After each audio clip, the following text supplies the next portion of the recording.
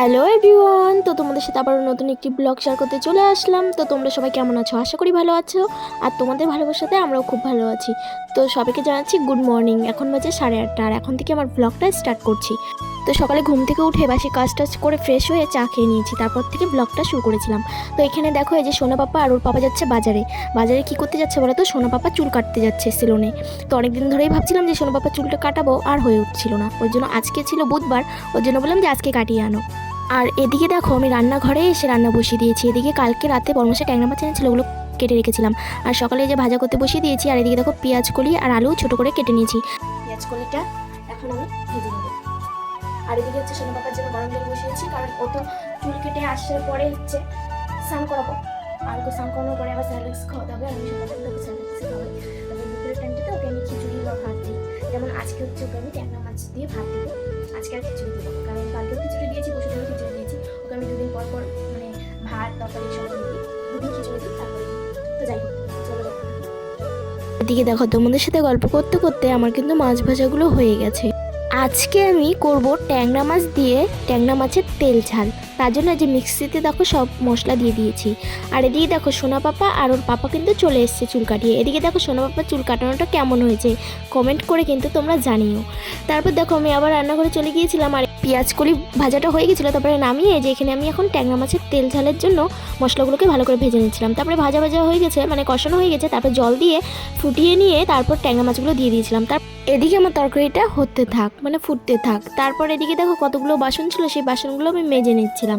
তো এখন আমার মাজা হয়ে গেছে, এখন বাসনগুলোকে ধুয়ে নিব। তারপর এদিকে দেখো, আমার ট্যাংরা মাছের তেল ঝাল রেডি। আর এদিকে দেখো, সোনা পাপাকে কিন্তু স্নান টান করিয়ে যে সোয়েটার জামা সব পরিয়ে দিয়েছিলাম। আর এদিকে দেখো, ও গাবলা নিয়ে খেলছিল। তারপর দেখো, এখানে আমরা এখন খেয়ে নেব। এদিকে দেখো, পেঁয়াজ কলি আলু ভাজা আর ট্যাংরা মাছের তেল ঝাল। আর ওদিকে দেখো, শশা কেটে নিয়েছিলাম। তো তারপর খাওয়া দাওয়া শেষে এদিকে দেখো, বড়মশাই বলছে আজকে খাবারটা নিয়ে যাবে, অফিসেই খাবে। তার জন্য যে আমি টিফিন বক্সে খাবারগুলো ভরে দিলাম।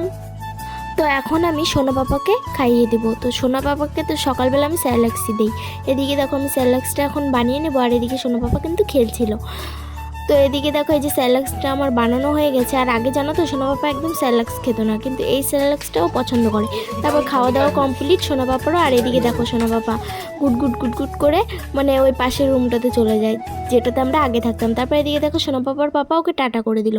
তারপরে যে বেরিয়ে গেল, আর এখনও যাবে ওর পাপার সাথে। তারপরে আমি ঘরে নিয়ে আসলাম। আর এদিকে দেখো, আমার ঘরের তো অবস্থা সেই সুন্দর। তারপর আজকে না বেড কভারটা উঠিয়ে দেবো, তো অন্য বেড কভার পাতবো। তো এদিকে দেখো, সব কিছু আমি এই যে পরিষ্কার করে নিচ্ছি। আর ওদিকে তারপর সোনা পাপা আমার কোলে উঠবে, তারপর সোনা পাপাকে একটু কোলে নিয়ে আদর করে নিলাম। আর ওদিকে দেখো, আজকে না আমি অনেক দিন পরে এই জানালাটা খুললাম। খুব একটা এই জানালাটা খোলা হয় না। তারপরে আমার এই যে বেড কভারটা চেঞ্জ করা হয়ে গেছে, এখন বালিশের কভারগুলো চেঞ্জ করে দিচ্ছি। আর ওদিকে দেখো, সোনা পাপা কিন্তু খেলছে।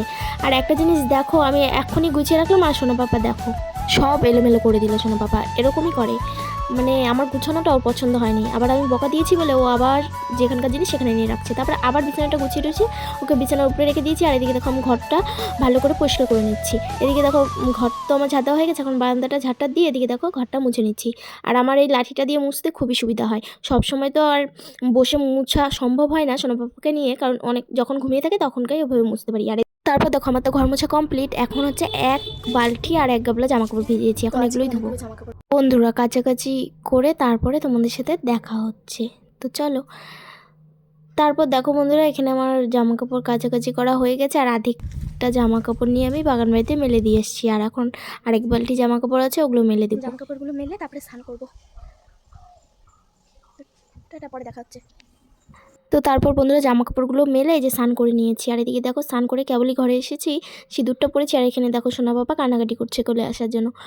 তারপরে এই যে এখানে সোনা পাপাকে কোলে নিয়ে নিলাম।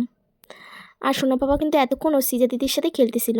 তারপর দেখো, এই যে সোনা পাপাকে এখন খাইয়ে দেবো। এখানে এই যে দেখো, সোনা পাপার জন্য ট্যাংরা মাছের ঝোল করেছিলাম আলু মিষ্টি কুমড়া দিয়ে। আর এদিকে দেখো, সোনা পাপা কিন্তু খুব খুশি, ও কিন্তু আলু খেতে খুবই পছন্দ করে। তো চলো বন্ধুরা, ওকে খাইয়ে টাইয়ে তারপরে তোমাদের সাথে দেখা হবে। তারপর সোনা পাপাকে খাইয়ে ঘুম পাড়িয়ে দিয়েছিলাম, তখন আর ভিডিওটা কন্টিনিউ করা হয়নি। তারপর দেখো ঘুম থেকে উঠে দেখি যে 5টা বেজে গেছে। তারপরে এই যে দুজন মিলে একটু রাস্তাতে বেরিয়েছিলাম। তো বন্ধুরা, আজকের ভিডিওটা তোমাদের কেমন লাগলো? ভালো লাগলে অবশ্যই লাইক কমেন্ট শেয়ার করে দিও।